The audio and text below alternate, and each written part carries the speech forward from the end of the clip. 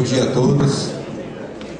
Vamos então dar continuidade ao evento, mas este painel tive aqui a grata felicidade de ser escolhido para presidir essa mesa por indicação do nosso procurador-chefe, que não encontra-se aqui no Ceará nesse momento. Então, sem mais delongas, eu queria inicialmente fazer uma apresentação, mesmo que rápida, do palestrante. Eu estive conversando ali rapidamente com o Dr. Gugel e, ao apresentar suas credenciais, chegamos a um consenso de que a primeira credencial a ser apresentada é, na verdade, a sua cearensidade. Dr. Gugel. Dr. Gugel é um cearense que orgulha o estado do Ceará e, por isso, é a sua credencial mais importante aqui neste momento. Dr. Gugel, como todos sabem, é Procurador-Geral da República no segundo mandato, reconduzido recentemente pela indicação da presidente Dilma Rousseff e aprovação do Senado Federal. Foi vice-procurador-geral da República de julho de 2004 a junho de 2009, foi vice-procurador-geral eleitoral de julho de 2002 a julho de 2004, é subprocurador-geral da República, promovido por merecimento desde março de 94, é membro do Conselho Superior do Ministério Público Federal de 96 a 2000 e de 2001 a 2005, eleito por toda a classe e desde julho de 2005 como membro nato na condição de vice-procurador-geral da República. Vice-presidente do Conselho Superior do Ministério Público Federal de setembro de 2001 a junho de 2005. Membro da 4ª Câmara de Coordenação e Revisão do Ministério Público Federal, que trata da matéria de meio ambiente e patrimônio cultural, desde a sua instalação, tendo sido seu coordenador de setembro de 95 a abril de 2002.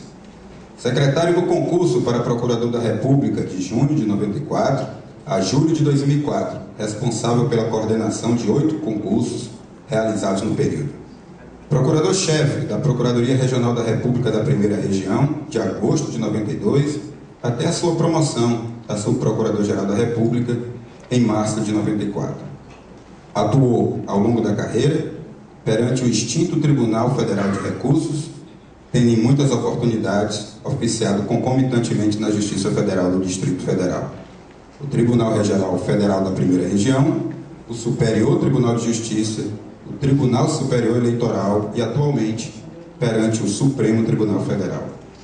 Aprovado no 5º concurso público para o cargo de Procurador da República, ingressou na carreira em julho de 1982 como Procurador da República de 2ª categoria, sendo promovido a Procurador da República de 1ª categoria em fevereiro de 1988 e a Procurador Regional da República em maio de 93 e, finalmente, a Subprocurador-Geral da República em março de 94. Integrou a diretoria da Associação Nacional dos Procuradores da República a partir de 1984, tornando-se seu presidente em junho de 87 a julho de 89, durante parte da Assembleia Constituinte e por ocasião da elaboração do projeto da Lei Orgânica do Ministério Público da União, Lei Complementar 75 de 1993. Graduado pela Faculdade Nacional de Direito, Faculdade de Direito da Universidade Federal do Rio de Janeiro, foi advogado no Rio de Janeiro e em Brasília. Dr. Gugel também é, na condição de Procurador-Geral da República, presidente do Conselho Nacional do Ministério Público e, como eu disse, um ilustre cearense. É uma honra presidir essa mesa porque eu tenho 16 anos como Procurador da República e, ao ingressar na carreira, o meu primeiro contato com o Ministério Público Federal se deu através do Dr. Gugel, que era o então secretário do 13º concurso, foi o concurso em que ingressei. Depois estivemos juntos também trabalhando na 4ª Câmara, na matéria ambiental, durante muitos anos, e disso nasceu, creio eu, da minha parte, com certeza, uma admiração profunda pela forma de trabalho do Dr. Gugel e especialmente pela pessoa do Dr. Roberto Gugel. Então, é com essas credenciais, é com essa apresentação que, sem mais demora, e agradecendo o convite que foi formulado à Procuradoria da República do Ceará para presidir esta mesa, que eu passo a palavra ao Dr. Roberto Gugel.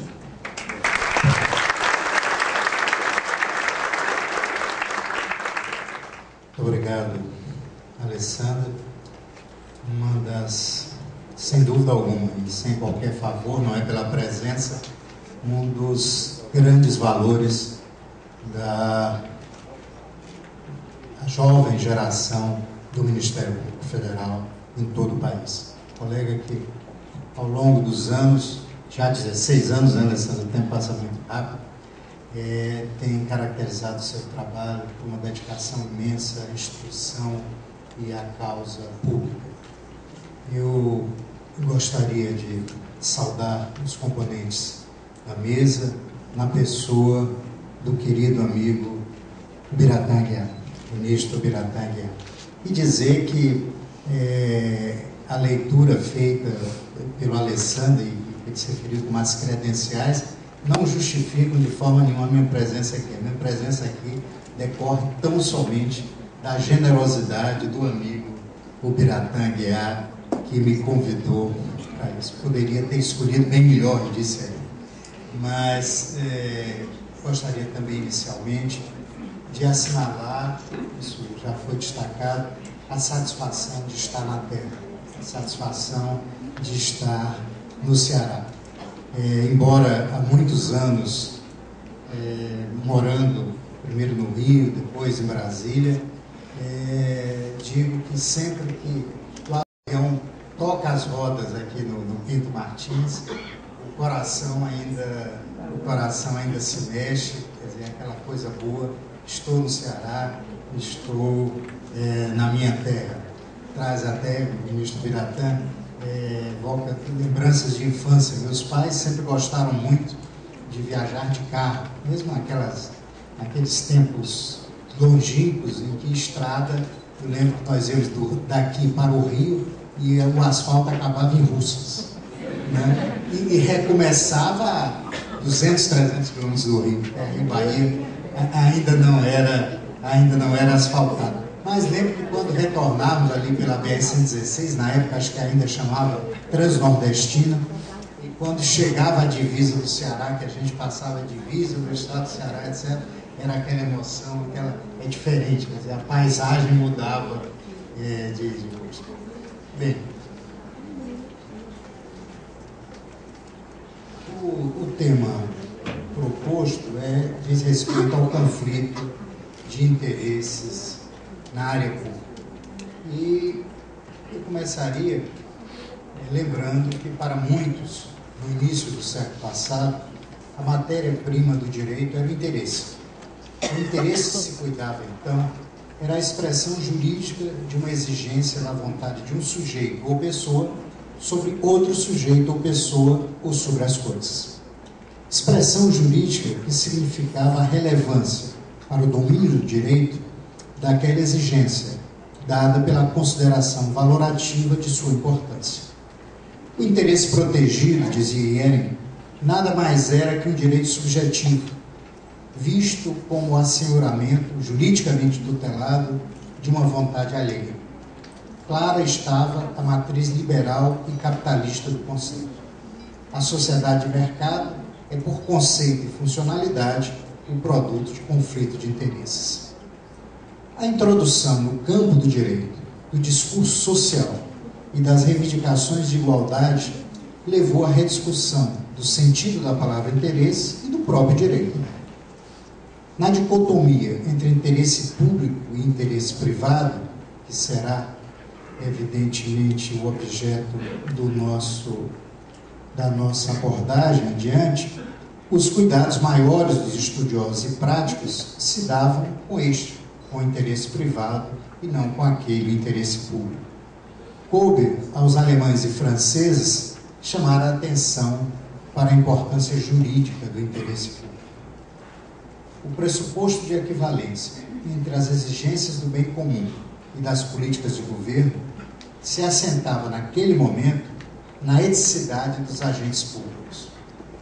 Não se define algo pelo equívoco ou exceção, mas pela regra ou comando de sua existência. Os agentes de governo não poderiam, por dever de ofício, divorciar-se das funções de Estado. O interesse público era, assim, monolítico, governamental, estatal e para o bem comum. Sabemos que a realidade costuma produzir armadilhas para as pressuposições jurídicas. E neste caso não foi diferente. A vontade do Estado, em seu aspecto normativo, não era sempre o querer de seus agentes concretamente considerados, seja por vícios ou por desvios. Era preciso diferenciar agora o que correspondia primariamente ao Estado, como espaço de promoção do bem comum, e secundariamente aos seus agentes, como sujeitos portadores de interesses próprios ou pessoais. O pluralismo social também trouxe para dentro do conceito uma indistinção fronteiriça com o par privado, por meio de exigências de grupos ou de coletividades, dizendo-se por isso mesmo interesses coletivos ou difusos, matéria-prima do trabalho do Ministério Público, aliás. Inevitável, portanto, que as mentes se voltassem para a diversidade de conflitos de interesses neste contexto. No âmbito administrativo, cuidava-se especialmente da redefinição dos limites entre interesse público e interesse privado. A suposição de matriz absolutista da prevalência do primeiro sobre o segundo passou a ser questionada sob os apelos privatistas, mas também pelos apelos sociais e democráticos. Sob o aspecto privado, vislumbrava-se tanto a possibilidade de apropriação do Estado pelos interesses particulares, no sentido de separação dentro do Estado de seu interesse, quanto a necessidade de reduzir a incidência do querer estatal sobre o ambiente de trocas econômicas. As críticas sociodemocráticas demandaram a apresentação de razões públicas para a imposição da vontade geral, mediada pelo Estado sobre as vontades individuais. Não bastava o mero apelo ao princípio da supremacia do interesse público, pois se tinha de dizer o porquê e o para que ele se impõe. Evidenciaram-se os conflitos internos ao próprio interesse público, em vista da própria diferenciação orgânica do Estado. Pensemos na divisão horizontal de poderes e logo chegaremos a uma tipologia dos conflitos entre poderes e até intrapoderes. A jurisprudência do Supremo Tribunal Federal é rica em exemplos da ocorrência de tais conflitos. As disputas de competências e prerrogativas interorgânicas multiplicam-se em ações originárias, mandados de segurança, ações diretas de inconstitucionalidade, ações declaratórias de constitucionalidade e arguições de descumprimento de preceito fundamental.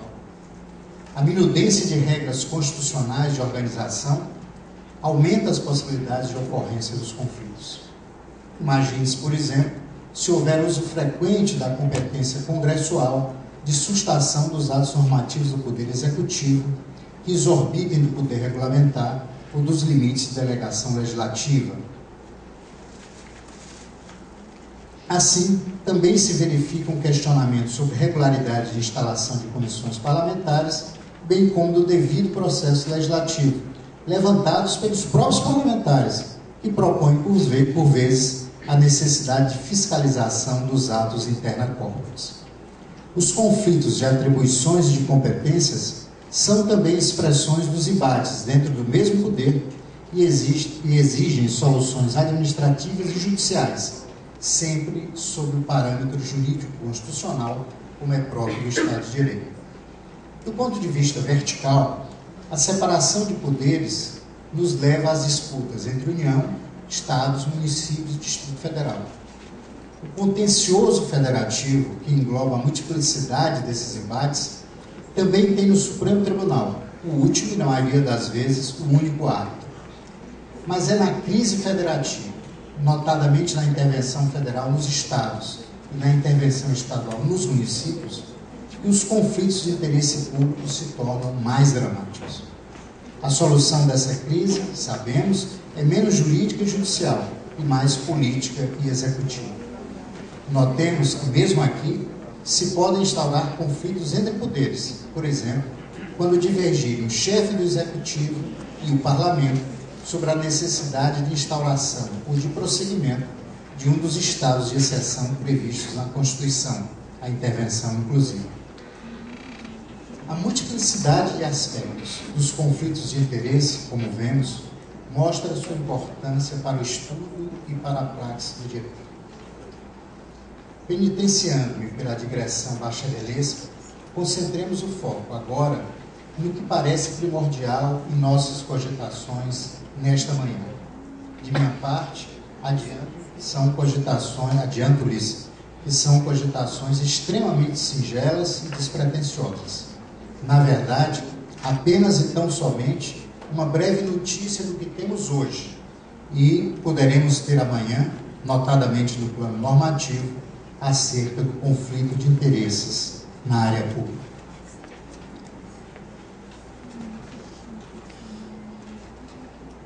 Uma discussão mais formal a respeito do conflito de interesses surge entre nós com a criação da Comissão de Ética Pública e com a subsequente edição por essa comissão da Presidência da República do Código de Conduta da Alta Administração Federal. É ali que, de uma forma mais sistematizada, pela primeira vez temos a referência aos conflitos de interesse. E o Código de Conduta da Alta Administração Federal dispõe no seu artigo 1º, fica instituído o Código de Conduta da Alta Administração Federal com as seguintes finalidades, enumera as finalidades, e no inciso 5º, minimizar a possibilidade de conflito entre o interesse privado e o dever funcional das autoridades públicas da administração federal. Quer dizer, e surge aqui, portanto, já expressa e explicitamente a preocupação com o conflito de interesse. Conflito de interesse que eu gosto de uma definição, de um conceito da Controladoria Geral da União, que a meu ver é bem completo, e que diz: no âmbito da administração pública, o conflito de interesses refere-se à contradição existente entre o interesse público e o interesse privado de um indivíduo ou de um grupo. Em outras palavras, um conflito de interesse surge quando uma pessoa, na condição de servidor público ou agente político, é influenciada por interesses pessoais ao executar suas tarefas, valendo-se de seu cargo ou das informações privilegiadas que detém em razão de sua função para obter vantagens para si ou para terceiro. Parece que é efetivamente um conceito bem adequado. Bem adequado para um problema que é preciso que se diga logo, não é um problema brasileiro. É muito frequente nós termos a ilusão de que alguns problemas, algumas questões são tipicamente nossos, das nossas dificuldades, das dificuldades do nosso país. Evidentemente, a questão do conflito de interesses, como todas as questões relacionadas à administração pública, de modo geral, poderíamos falar a probidade na administração pública, são temas candentes em todo o mundo, temas que são objeto de convenções internacionais, e nesse aspecto da conduta de agentes públicos, nós temos, inclusive, no âmbito das Nações Unidas, um Código Internacional de Conduta para os titulares de cargos públicos. A partir dessa definição de conflito de interesse, como disse, da Controladoria Geral da União, nós podemos perceber que, como leciona Fábio Medina Osório em sua teoria da improbidade administrativa, que os conflitos de interesse supõem deslealdade institucional do agente público e podem ser tratados como improbidade administrativa, embora aqui também haja múltiplas situações reclamando tratamentos pontuais e numerosas distinções. Deverão pautar-se pelos padrões da ética, sobretudo no que diz respeito à integridade, à moralidade, à clareza de posições e ao decoro, com vistas a motivar o respeito e a confiança do público em geral. E diz no seu parágrafo único: os padrões éticos de que trata este artigo são exigidos da autoridade pública na relação entre suas atividades públicas e privadas, de modo a prevenir eventuais conflitos de interesse. Então, vê-se bem que a questão merece um tratamento destacado no Código de Conduta da Alta Administração Federal. Adiante, o mesmo Código menciona uma série de impedimentos da autoridade pública, não mais no exercício do cargo, mas após deixar o cargo. E podemos exemplificar que, com as previsões de que ela não poderá atuar em benefício ou em nome de pessoa física ou jurídica, inclusive sindicato ou associação de classe, em processo ou negócio do qual tenha participado em razão do cargo. Não poderá também prestar consultoria à pessoa física ou jurídica, inclusive sindicato ou associação de classe, valendo-se de informações não divulgadas a que teve acesso em razão do seu cargo. E fixa-se também nesse código, a previsão de que, se a lei não estabelecer prazo diverso, e haveria um período de interdição de 4 meses. Em muitas situações é absolutamente insuficiente.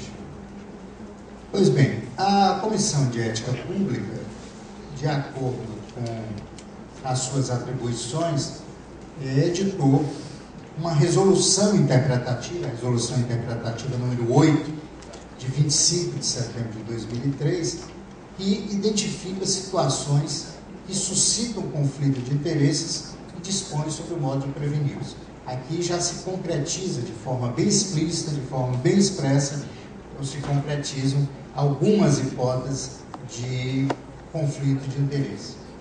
Então, vem essa resolução interpretativa número 8, e diz: suscita conflito de interesses o exercício de atividade que, em razão de sua natureza, seja incompatível com as atribuições do cargo ou função pública da autoridade, como tal considerada, inclusive, a atividade desenvolvida em áreas ou matérias afins à competência funcional. B.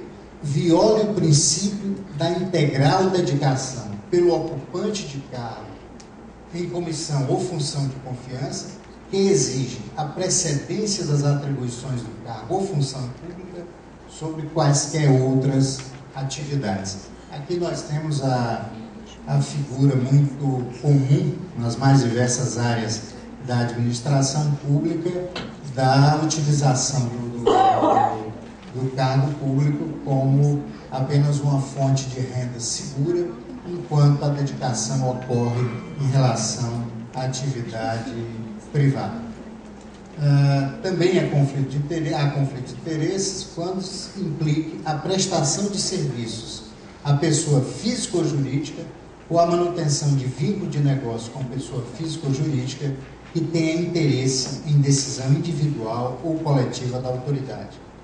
E também a atividade que possa, pela sua natureza, implicar o uso de informação a qual a autoridade tem acesso em razão do cargo e não seja de conhecimento público, e ainda possa transmitir à opinião pública dúvida a respeito da integridade, moralidade, clareza de posições e decoro da autoridade. Aqui nós teríamos, de certa forma, a consagração daquele velho princípio de que a mulher de César não basta ser honesta, é preciso que pareça honesta. Então, é fundamental na administração pública que a sociedade tenha do agente público a imagem de correção, de seriedade, do adequado e exato tratamento da coisa pública. E nesta resolução interpretativa estabelece um ponto que é objeto de considerações não apenas no Brasil, na doutrina, mas em todo o mundo, que é o de que a ocorrência de conflito de interesses independe do recebimento de qualquer ganho ou retribuição pela autoridade. Porque durante muito tempo havia uma visão restritiva que entendia que, por mais, vamos dizer assim, inusual que fosse o comportamento da autoridade pública, do agente público, se concretamente daquele comportamento não decorresse qualquer tipo de proveito, se a autoridade não oferece qualquer tipo de ganho com aquilo, e nós não teríamos caracterizado o conflito de interesse. Para dirimir essa dúvida, estabeleceu-se com toda clareza que o conflito de interesse ocorre sim, independentemente de qualquer ganho ou retribuição pela autoridade. E nessa mesma resolução interpretativa, estabelece então uma série de formas por meio das quais a autoridade poderá prevenir a ocorrência de conflito de interesse. Então, coisas como abrir mão da atividade ou licenciar-se do cargo enquanto perdurar a situação passível de suscitar conflito de interesse. A Controladoria Geral da União, por intermédio do seu Conselho de Transparência Pública e Combate à Corrupção, propôs, diante dessa lacuna legislativa, nós estamos aqui nos referindo a atos da Comissão de Ética Pública, dessa lacuna legislativa, propôs então a elaboração de um diploma, realmente, de uma lei sobre esse tema do conflito de interesse. Isso foi encaminhado em 2006 ao Congresso Nacional e hoje o projeto de lei 7.528 de 2006, que precisamente cuida da caracterização, da definição e regulamentação do conflito de interesse. Esse projeto, como disse, encaminhado em 2006, ele, curiosamente ou não tão curiosamente, ele está paralisado. Eu tive o cuidado de apanhar aqui a última tramitação do Congresso Nacional, e há até uma expressão aqui do andamento que diz o seguinte: última ação legislativa, 20/2/2008. O projeto está absolutamente parado desde 2008. É um daqueles projetos de lei em que, com as exceções de estilo para confirmar a regra, em que não há o menor, o mais mínimo interesse em sua tramitação. É preferível sempre que situações como aquelas relacionadas a conflitos de interesse permaneçam na névoa da não regulamentação do que termos um diploma legal relativo ao assunto. Mesmo porque as referências que fiz ao Código de Conduta da Alta Administração e à resolução interpretativa, elas, é preciso saber que elas servem, vamos dizer, de norte, mas elas têm uma aplicação extremamente restrita. Calcula-se que o Código de Conduta da Alta Administração, na verdade, alcance aí cerca de 800 servidores públicos apenas. Então, seria essencial que esse projeto de lei tivesse tramitação e, efetivamente, passássemos a ter uma lei regulando o assunto. O projeto, em linhas gerais, vou fazer apenas uma breve referência, diz no seu artigo 1º que as situações que configuram conflito de interesses envolvendo ocupantes de cargo ou emprego no âmbito do Poder Executivo Federal, os requisitos e restrições a ocupantes de cargo ou emprego que tenham acesso a informações privilegiadas, assim da informação privilegiada, os impedimentos posteriores ao exercício do cargo ou emprego e as competências para fiscalização, avaliação e prevenção de conflitos de interesse regulam-se pelo disposto nesta lei. E a lei define, definição muito semelhante àquela que me referi anteriormente, define no inciso 1º do artigo 3º, conflito de interesse, a situação gerada pelo confronto entre interesses públicos e privados que possa comprometer o interesse coletivo ou influenciar de maneira imprópria o desempenho da função pública. E informação privilegiada que diz respeito a assuntos sigilosos ou aquela relevante ao processo de decisão no âmbito do Poder Executivo Federal que tenha repercussão econômica ou financeira e que não seja de amplo conhecimento público. E, então, a lei regula de forma muito aproximada daquilo que consta do Código de Conduta da Alta Administração as situações que configuram conflito de interesse no exercício do cargo ou emprego de uma forma minudente. Então, se prevê divulgar ou fazer uso de informação privilegiada em proveito próprio ou de terceiro, obtida em razão das atividades exercidas. Exercer atividade que implica a prestação de serviços ou a manutenção de relação de negócio com pessoa física ou jurídica que tenha interesse em decisão do agente público ou de colegiado do qual este participe. Exercer direta ou indiretamente atividade que, em razão da sua natureza, seja incompatível com as atribuições do cargo ou emprego, considerando-se como tal, inclusive, as atividades desenvolvidas em áreas ou matérias correlatas. Aqui já na área do sistema de justiça, atuar ainda que informalmente como procurador, consultor, assessor ou intermediário de interesses privados junto aos órgãos ou entidades da administração pública, direta ou indireta, de qualquer dos poderes da União, dos Estados, do Distrito Federal e dos municípios. E aqui nós temos um outro aspecto. É que, em razão da organização do nosso Estado como federação, nós, na verdade, temos normas que se aplicam exclusivamente no âmbito da União. E ficando, enfim, a Estados e aos municípios editar as suas próprias normas. Então, a existência também de uma lei federal a respeito do assunto é de toda conveniência para que, pelo menos nos seus parâmetros básicos, nós tenhamos essa aplicação em toda a federação, para que haja, digamos, um tratamento e um cuidado uniforme com o tema nos diversos âmbitos. Uma outra hipótese de conflito de interesse, praticar ato em benefício e interesse de pessoa jurídica de que participe o agente público, seu cônjuge, companheiro ou parentes, consanguíneos ou afins, em linha reta ou colateral até o terceiro grau e que possa ser por ele beneficiada ou influir em seus atos de gestão. É uma das hipóteses mais frequentes, todos sabemos, na nossa prática da administração pública. Infelizmente, esses atos praticados em benefício de pessoas jurídicas ligadas à família, por exemplo, do agente público. Como no Código de Conduta da Alta Administração, o projeto também cuida, de forma também bem semelhante, daquelas situações que configuram conflito de interesse após o exercício de cargo e emprego.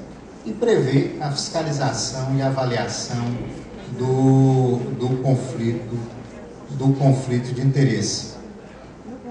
Prevê também, e isso é muito relevante, que o agente público que praticar os atos previstos nos artigos 5º e 6º desta lei incorre em improbidade administrativa na forma do artigo 11 da Lei 8.429, de 2 de junho de 92. Nós sabemos que nem todas as condutas caracterizadoras de conflito de interesses configuram improbidade administrativa. Eu avançaria para fazer algumas considerações baseadas até no trabalho de um colega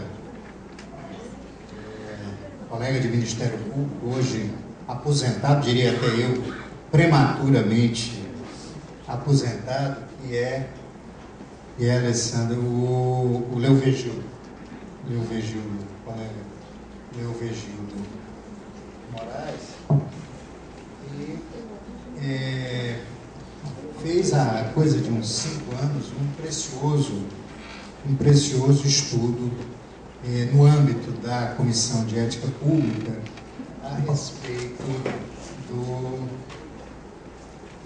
a respeito exatamente do tema do conflito de interesse.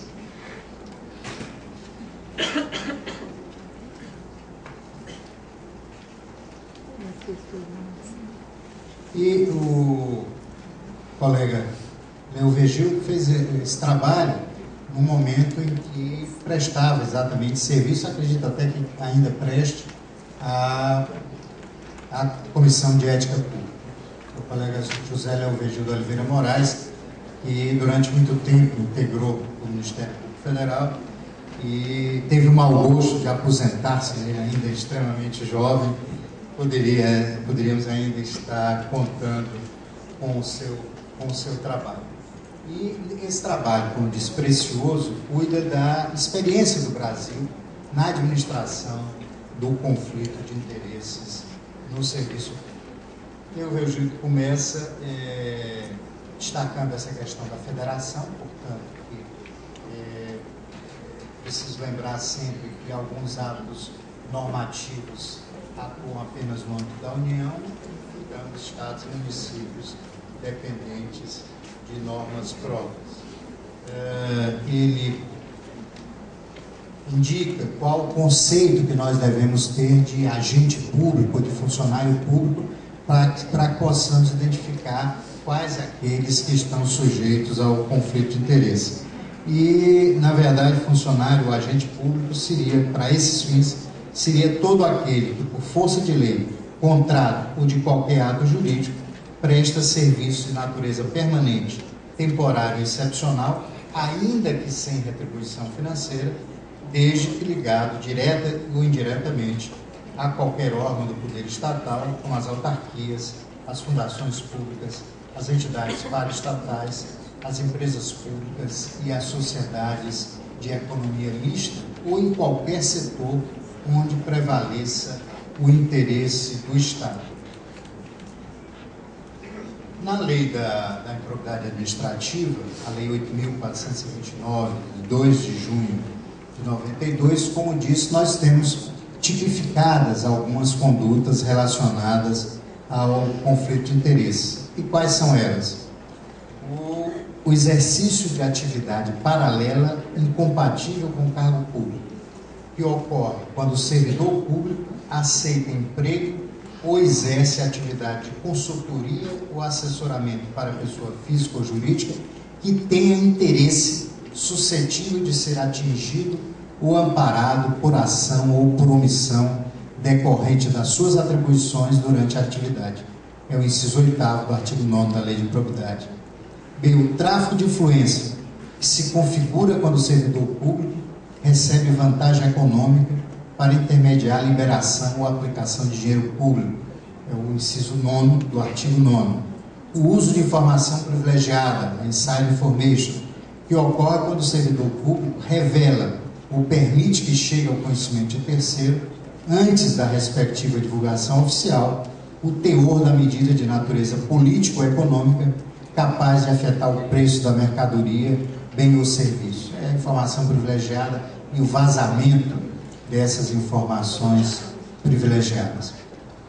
Também a lei que dispôs sobre a gestão de recursos humanos das agências reguladoras, a Lei 9.986, 18 de junho de 2000, ela proíbe os empregados e os dirigentes dessas agências de exercerem outra atividade profissional, inclusive gestão operacional de empresa ou direção político-partidária, excetuado os cargos admitidos em lei. Então, quando se cuidou, as agências são de introdução mais recente no nosso país, as agências reguladoras, mas percebeu-se que ali é um terreno extremamente delicado, em que o conflito de interesses além de altamente indesejável, é algo que se tem que reprimir com todo rigor. Também no nosso país, lá atrás, também no nosso Código Penal, nós já tínhamos, na verdade, certas condutas consideradas crime e praticadas por servidores públicos, de certa forma, que podem se relacionar ao conflito de interesse, tais como a corrupção, o tráfico de influência e a apropriação de bens públicos. Também na Lei de Licitações e Contratos, a Lei 8666 de 93, também ali se tem normas, na verdade, voltadas a dificultar ou a impedir o conflito de interesse. Então, por exemplo, a norma segundo a qual o agente proíbe o agente público de ser fornecedor de bens e serviços para o Estado mediante contrato com a empresa privada na qual tem a participação societária. Também o Estatuto do Funcionário Público Federal, a Lei 8.112 de 1990, estabelece na seara do evitar o conflito de interesses, estabelece restrições ao relacionamento do servidor com o setor privado. Então, proíbe que o servidor público participe da gerência ou administração de empresa privada, de sociedade civil ou de exercer o comércio. Falamos, por enquanto, do conflito de interesse essencialmente no âmbito do Poder Executivo, mas também nos poderes legislativo e no judiciário. Esse conflito é igualmente indesejado e é também objeto de normas específicas. No âmbito do Poder Legislativo, nós temos a previsão no plano já constitucional, no nível constitucional. O artigo 54 da Constituição Federal proíbe os deputados e senadores de firmar contrato com pessoa jurídica de direito público, autarquia, empresa pública, sociedade de economia mista ou empresa concessionária de serviço público, salvo quando o contrato obedecer a cláusulas uniformes. Também os proíbe de ser proprietários, controladores ou diretores de empresa que gozem de favor decorrente de contrato com pessoa jurídica de direito público ou nela exercer função remunerada. Além disso, nós sabemos que tanto o Senado quanto a Câmara dos Deputados possuem código de ética para os seus membros, infelizmente nem sempre aplicados com o rigor desejado. E aqui se assinala, é feito nesse trabalho do Leovergildo, um detalhe importante. Uma das regras básicas, quando se cuida de conflito de interesses, é a regra de suspeição ou impedimento. Quer dizer, ninguém deve atuar em algo em que tenha interesse direto ou indireto. Pois bem, no caso do Congresso Nacional, essa regra não é observada. Como lembra Leovergildo, conflita com a atitude ética o fato de um parlamentar ser relator de um projeto de lei, ele exemplifica, de interesse do Ministério Público Federal, quando existir dentro dessa instituição um processo criminal contra esse parlamentar. Nós temos um exemplo muito fácil, tramita no Congresso Nacional um projeto de lei voltado essencialmente contra o Ministério Público, que é a chamada Lei da Mordaça. E esse projeto de lei é de iniciativa do deputado Paulo Maluf, e notoriamente um cliente, digamos, do Ministério Público.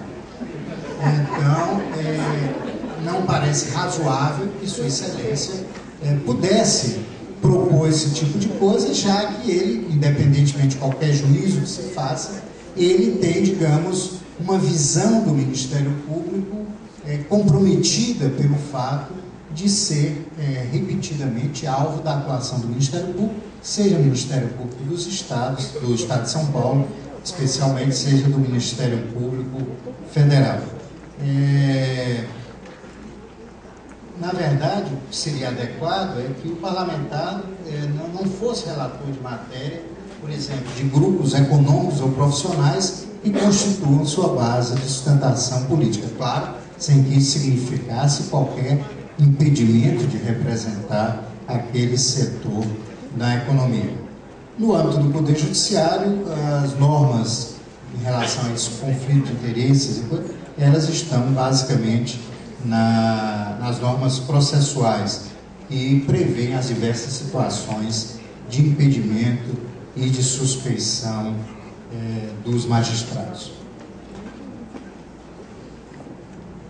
Um ponto importante também de destacar é o papel dos órgãos de controle, Tribunal de Contas, a Controladoria Geral da União e o Ministério Público na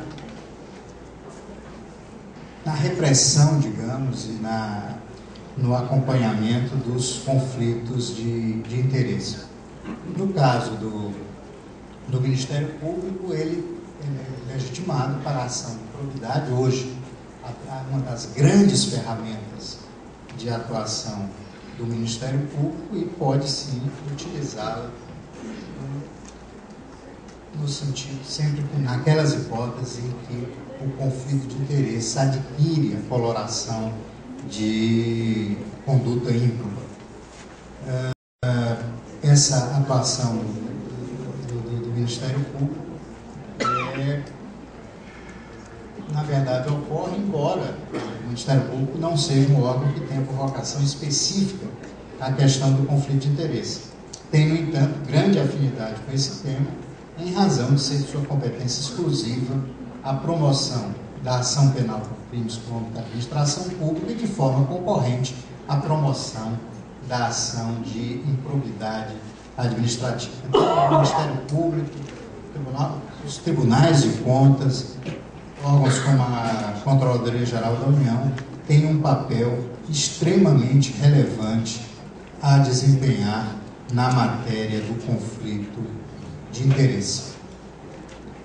Cada um de vocês certamente poderá lembrar de inúmeros casos em que se configura esse conflito de interesse, em que o agente público acaba por fazer prevalecer o interesse privado em menosprezo do interesse público. E como é bom sempre a gente falar dos problemas mais próximos, eu começo lembrando de uma forma muito rápida e sintética dificuldades que temos, conflitos de interesse que temos na área do sistema de justiça. Na verdade, um dos que acontece com frequência diz respeito a membros do Ministério Público, a magistrados, a advogados públicos, que, em decorrência de aposentadoria, passam a exercer a sua nova atividade como advogado, por exemplo, precisamente perante aqueles órgãos que integravam na condição de magistrado ou de membro do Ministério Público. Claro que há espaço para que a atividade, quer dizer, até pelo direito do livre exercício de atividade prevista na Constituição, que ela seja exercida adequadamente. Mas, com muita frequência, nós temos casos em que a atuação, digamos, abusiva desses ex-membros do Ministério Público, de ex-magistrados e de advogados, para citar apenas alguns dos casos, configuram um escancarado e escandaloso conflito de interesse. Na verdade, sei que é um tema controverso, mas na minha visão, a atuação desses profissionais traduz uma deslealdade institucional que não deveria ser tolerada, sobretudo quando se faz sem a observância de qualquer prazo digamos, de quarentena. Lembro, isso hoje já não ocorre em razão de algumas previsões de quarentena, mas eu lembro que cheguei a ver num tribunal superior, com a diferença inferior a uma semana, o ministro integrava uma determinada turma e a ela compareceu, como disse, integrou a turma até a quarta-feira, e na terça-feira seguinte ele comparece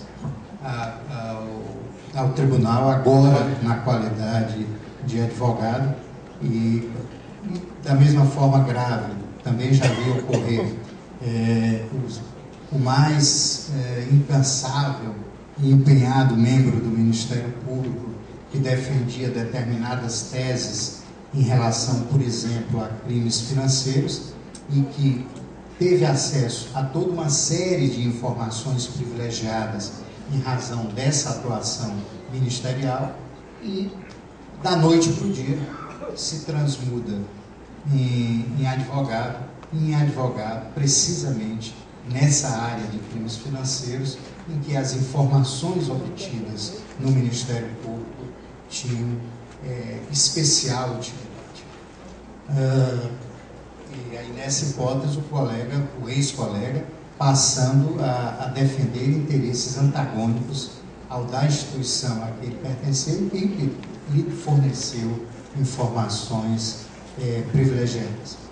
Um outro exemplo que eu, talvez por ser de uma família de médicos, e eu lembro de ouvir muito do meu pai a desilusão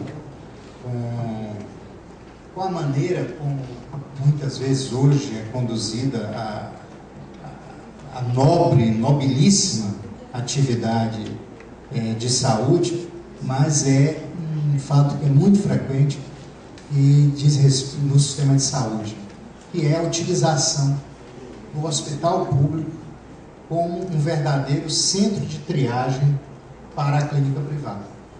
Quer dizer, o médico, ele tem a sua clínica privada, mas não abre mão do emprego público.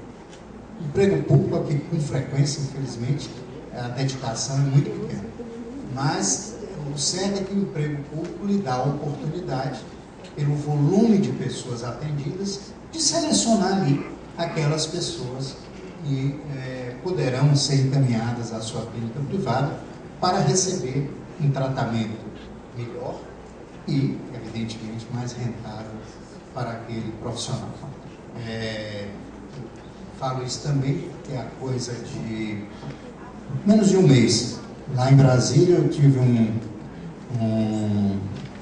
amigo, aliás, amigo de um amigo, que sofreu, foi atropelado, foi levado para um hospital público, e nesse hospital público foi atendido por um médico que, ao ver enfim, os dados constantes lá do prontuário, verificou que ele era engenheiro e que trabalhava numa determinada agência reguladora. E prontamente sacou um cartão do bolso e disse: olha, antes de mais nada, o senhor não tem nível para ficar sendo atendido aqui nesse hospital público. Aqui é a minha clínica privada, e então eu vou já recomendar para que o senhor seja atendido lá, porque nós vamos precisar fazer uma cirurgia, essa coisa. É um caso clássico de conflito de interesse, infelizmente, bastante frequente. Haveria inúmeros outros nas mais diversas áreas. Não existe área do setor público que esteja imune, que esteja livre do conflito de interesse. É uma realidade presente no cotidiano de qualquer instituição pública. E é importante destacar que o conflito de interesse se insere nesse cenário tantas vezes isolador, em que se destacam vícios como a malversação de recursos públicos, o nepotismo, o clientelismo, as recomendações de homens públicos em favor dos seus amigos, é uma lembrança que faz Fábio Medinoso. O conflito de interesses viceja em terreno regado pelo patrimonialismo. O ministro Aires Brito, do Supremo Tribunal Federal, define muito bem o patrimonialismo como aquela indistinção entre o público e o privado. E o ministro Biratã conhece muito bem esse assunto, e é algo que marca a nossa cultura e a nossa civilização desde sempre. Quer dizer, desde os tempos da colônia, eu diria desde o tempo do descobrimento, o patrimonialismo é algo que nos persegue, que nos assombra o tempo todo. Essa indistinção entre o público e o privado, levando muitas vezes o agente público a tratar como seu aquilo que constitui o patrimônio público. Então, na verdade, o conflito viceja nesse terreno regado pelo patrimonialismo, e nesse terreno propício ao que José Américo de Almeida, nosso grande escritor e político paraibano, chamou certa vez de honestidade sonolenta. aquela coisa que vai sendo tolerada. Desgraçadamente, sempre houve e continua havendo muita tolerância em relação ao conflito de interesse. Dentro, repito, dessa honestidade sonolenta. Na verdade não ganhou nada, não, na verdade isso era inevitável, afinal de contas, a família dele é proprietária enfim, atua em diversas áreas, não havia como evitar isso. O conflito de interesse, portanto, é questão de extrema gravidade na área pública, que deve merecer, por isso mesmo, toda a atenção e todo o rigor dos órgãos de controle. Da parte do Ministério Público, há uma preocupação constante e permanente a respeito do tema, claro que sempre com a prudência e com equilíbrio. Nós não podemos também transformar esse controle rigoroso que deve haver em algo exacerbado e exagerado, como tudo na vida deve ser feito com muita prudência, mas com absoluto rigor.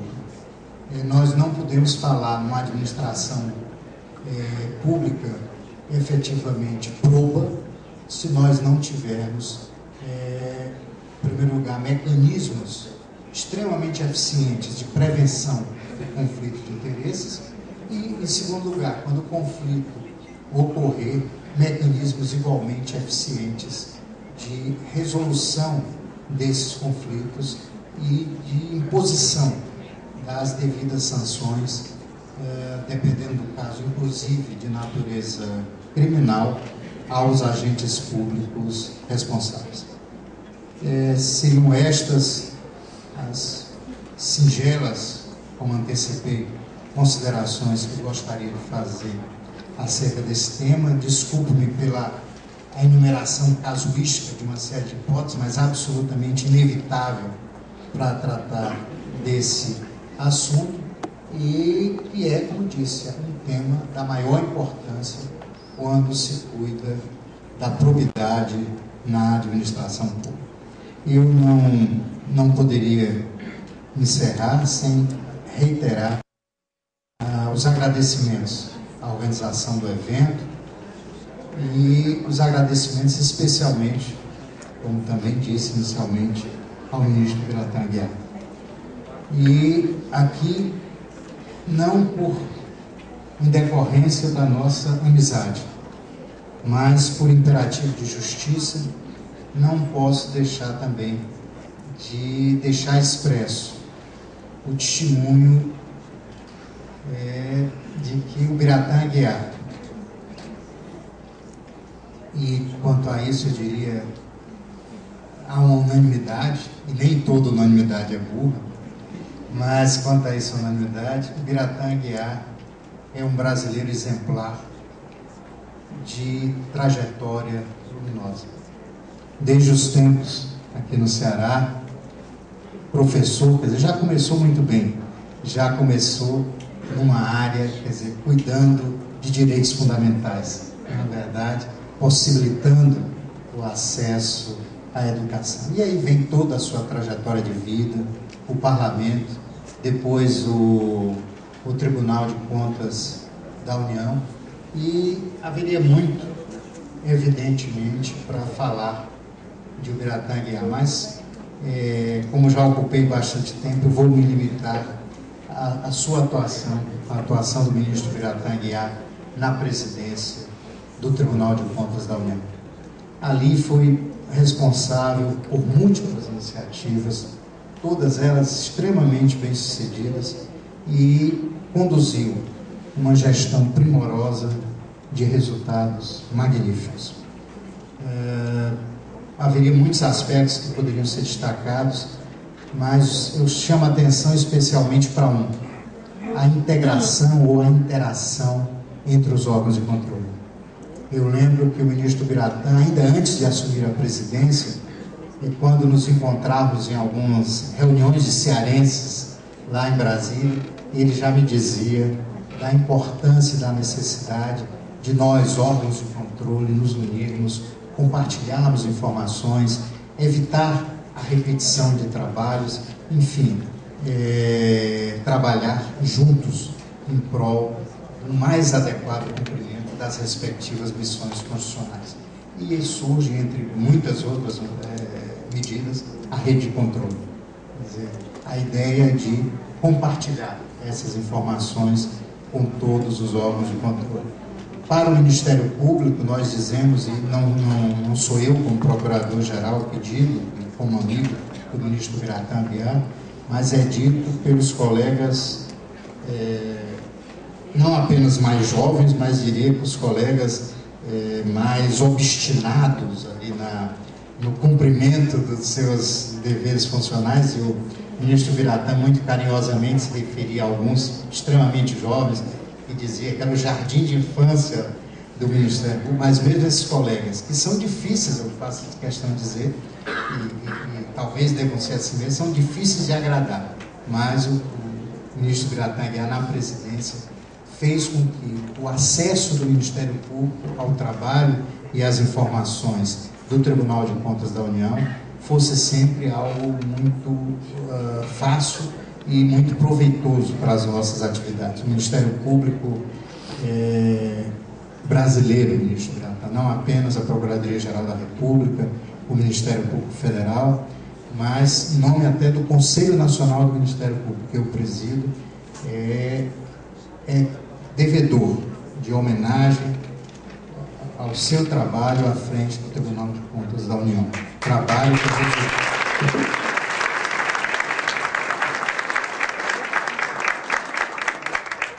realmente que trouxe um imenso proveito para a sociedade brasileira, um imenso proveito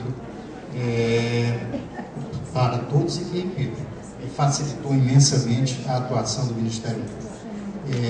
Na verdade, em sua administração, ministro Biratã Aguiar, o TCU afirmou-se definitivamente como instituição que, com notável independência, muito bem serve a realidade.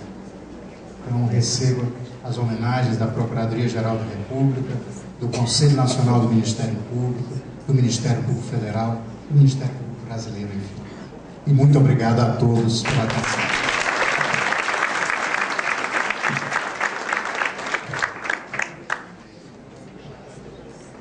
Bem, depois da demonstração completa de conhecimento sobre todo o arcabouço doutrinário e principalmente normativo acerca do tema que foi abordado pelo Dr. Gugel, acredito que os pontos tenham ficado bem ressaltados, razão pela qual indago apenas por uma questão de cumprimento do dever, se alguns dos integrantes da mesa querem fazer alguma consideração. Uma consideração, eu peço, em nome da presidência dos trabalhos, encarecidamente que o ministro Biratã entregue ao Dr. Gugel o certificado da sua palestra hoje pela manhã,